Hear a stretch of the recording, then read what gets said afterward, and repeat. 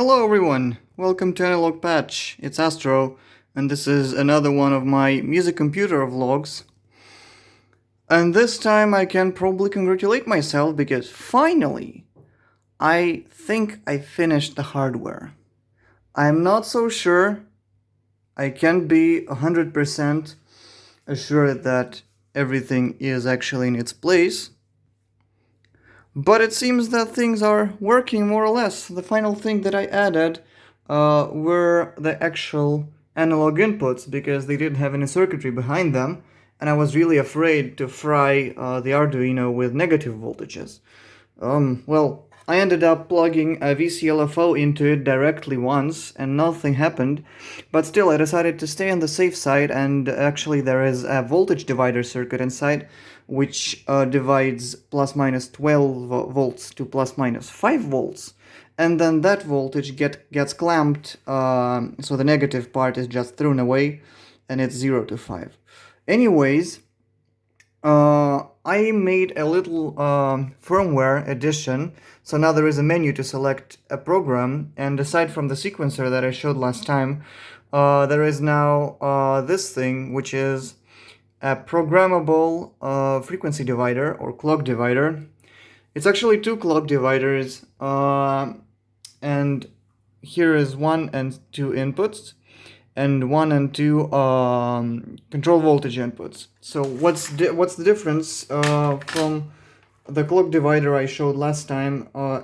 That's a part of my sequencer program.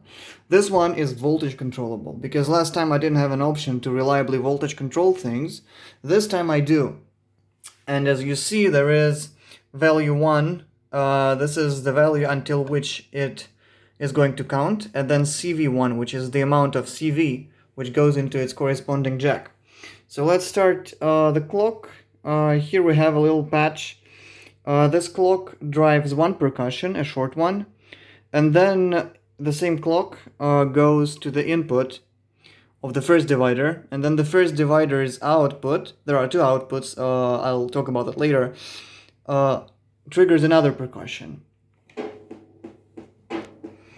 So now, as we can see, the value is set to 4, and it's counting 0, 1, 2, 3. If I raise this value by using the keyboard, for example to 7,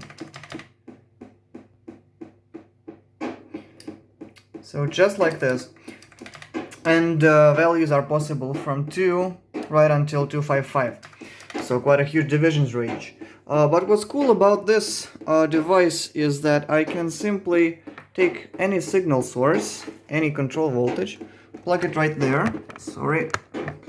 So nothing's happening so far. But then if I go here and start raising the amount, nothing happens as well because there is no signal so far. But now if I start turning this offset voltage,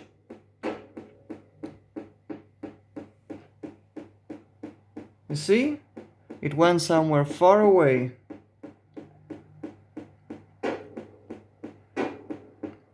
So let's try 5, 6, 7, 8, 9, 10. You see, now it divides by 10.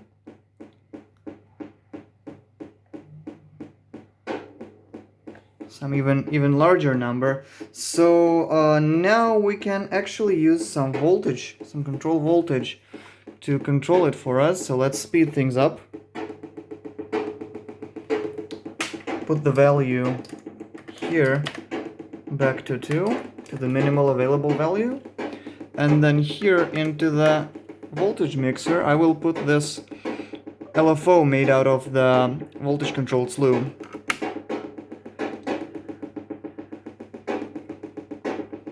So let's make it slower, and then also I think it's wise to lower the voltage range. So at most we will get a deviation of 10 steps.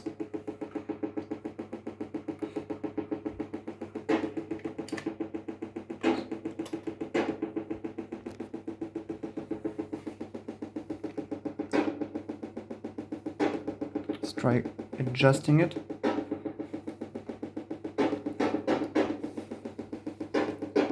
You see, when it gets dimmer, it divides quicker. This way we get interesting rhythms. But aside from that, I was also trying to make code as compact and as tight as possible. And I found it an interesting task because I did quite a few improvements with the code just in order to make it work with audible frequencies. And well, working with audible frequencies with Arduino is a hard task because it's too slow for that, and float point operations also take a lot, so I tried to avoid those as much as I can. Eventually I almost quadrupled the maximum frequency that it can go by. It's still very low, like it doesn't go into trebles, but it's able to do it. So let's use this QZVCO as a source, and then this output of the divider we plug directly to the mixer right there. And it sounds awful. That's because we're very high pitched. So let's go back here.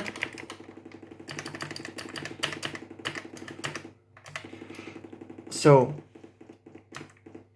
it works as usual, but then when we raise the pitch, it keeps on doing its thing. Here it already starts aliasing a little bit,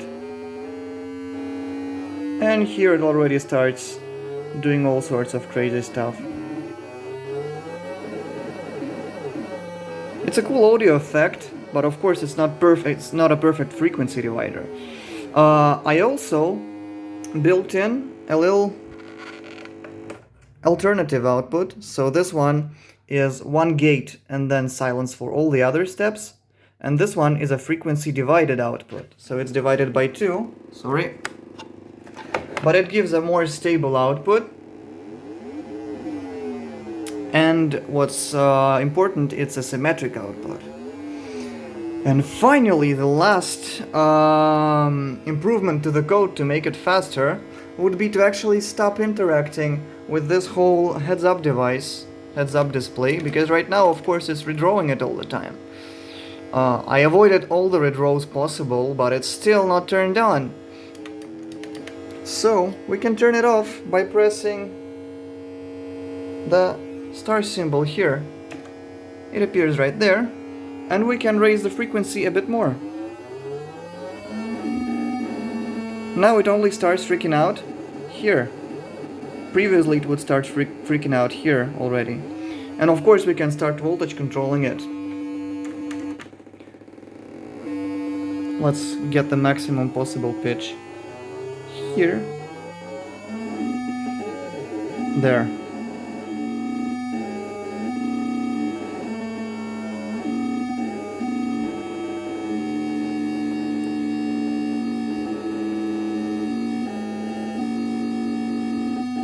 There. And now, oh my god. Okay, let's go for a little lower pitch, but a little more stable one. So this sounds like an old arcade sound chip, because that's how they used to work. Almost. And of course I can use any voltage to control that. I will use my shift cord generator.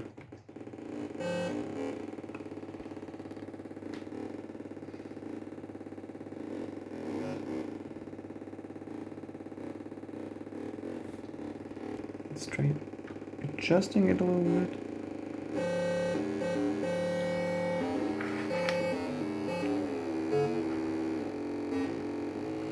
We can also try listening to the X1 output, but there is a problem. The pulses will get neural. The more we divide them, the neural they will get. So it's not as pleasant. We can also use an LFO for that, for example.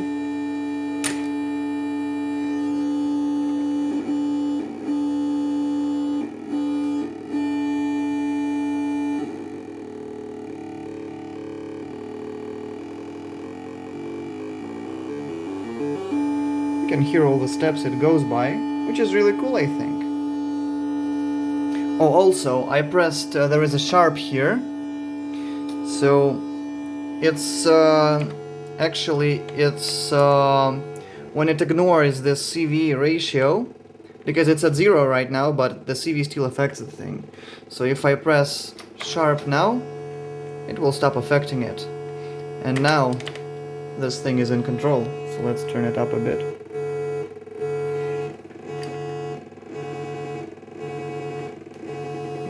The lower we turn it,